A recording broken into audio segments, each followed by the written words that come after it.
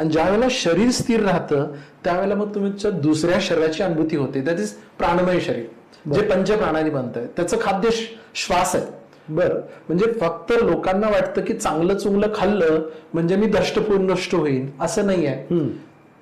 तुमच्या अन्नाबरोबर तुम्ही श्वास किती घेता, श्वास किती व्यवस्थित घेता, हा सुद्धा महत्वाचा भाग आहे. नेहमी ताणतणाव राहिल्यामुळे पण काय होतं, आपला श्वास कसा आहे, असा आखूड झालाय, छोटा छोटा श्वास आहे.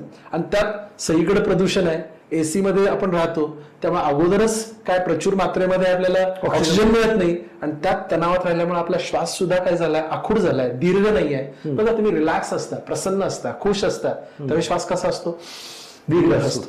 आणि हा दीर्घ श्वासच तुम्ही खाल्लेल्या अन्नाला पचवू शकतो. बरोबर.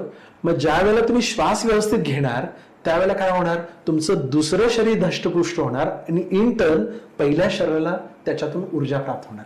मग ज्यावेळेला तुम्ही, मग याच्यामध्ये आम्ही प्राणायामाच्या टेक्निक्स शिकवतो, आज श्वासावर आधारित काही व्यायाम शिकवतो, आणि ज्यावेळेला हे घडतं त्यावेळेला तुम्ही तिसऱ्या शरीरामध्ये पोहोचतात.